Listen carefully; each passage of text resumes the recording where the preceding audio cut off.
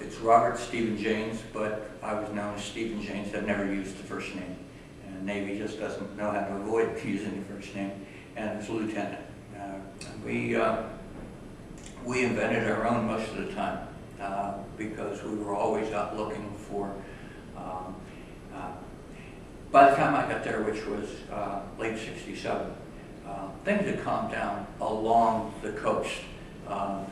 They were no longer bringing large supplies at all. They just couldn't move them. We clamped down on that. So we knew things were moving quietly along the mouths of the river, in the rivers, but only small boats and things doing that and doing it quietly. So we would try to go up into the mouths of rivers and along the islands and things and try to see it. One time we went up and didn't find anything.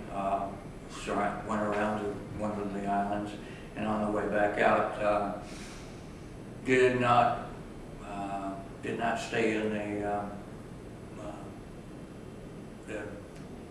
the deep part of the river, and the tide was going out. We got caught running aground and couldn't get off running aground, and the tide went out and we were high and dry. And we got out and painted the hull of the boat and scraped it down and waited for the tide to come back in.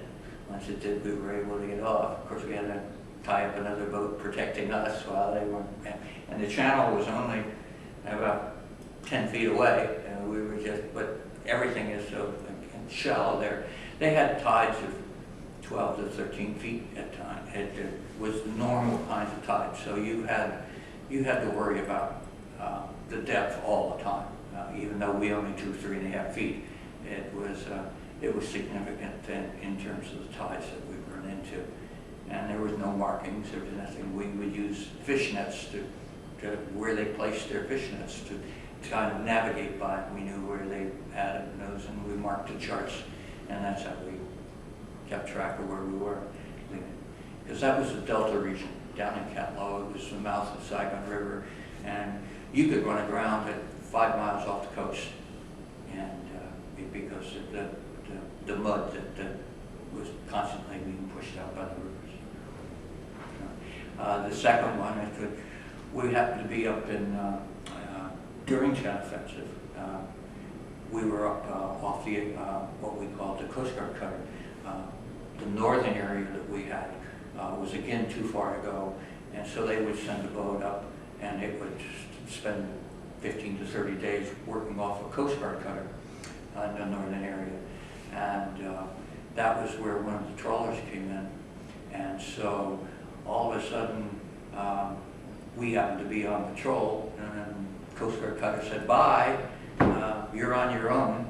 And instead of a 24-hour patrol, it wound up being close to 3 days, and we ran out of fuel because they really were not made for long patrol, and we could try to conserve fuel as best we had, but we didn't know they were going to go without us, and we wound up drifting and found an Army base on there, and they came out and took us ashore and offered to change of clothes. In fact, I was talking to when he remembered that they had given us a change of clothes and things.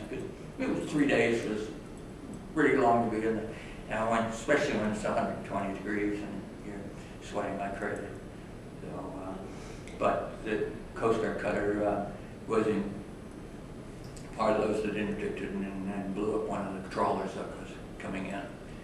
But we didn't get it on that. We were just left out. Most of the time it was mostly individual fire support that we would give to the Vietnamese or one of our operating units. We'd close in shore. We had an 81mm mortar that could provide support. Probably the biggest issue was just getting permission for fire support because of it was a really convoluted process of our support having to try to get Vietnamese release for that it was a safe area to fire in, and couldn't fire without that release, so that even though we knew that that might be an area, but I remember we were involved with South Koreans and providing fire support, and they're providing helicopter support on one operation. But it was usually more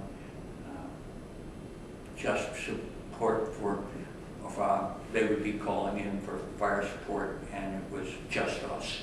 It was not a joint. Mostly the joint things that we did were to rescue when they'd have down airmen or down or injured people in, and we pulled them off the beach or whatever. Well, we were involved in rescue Korean, South Korean. I think it was a joint South Korean. I'm not really sure. We didn't usually have much information other than we needed to go get somebody, and in this case, we pulled ashore and pulled a couple injured people on, and took them to the closest base for evacuation. The only reason I kind of, that memories get really fading, and one of the sad parts is I used to keep a diary, but it's lost in all the movements and everything else. So the only reason I remember that is because they came and insisted that I had to go up to there and celebrate with them at their base for thank you for having done that for them. And I didn't eat much. I was a picky eater, and I wound up having a 7-course Korean meal at their place and wondering what the heck I was eating and in between. But that's the only thing that refreshes my memory that, well, I think we did that. So those kind of things, they almost fade into the background.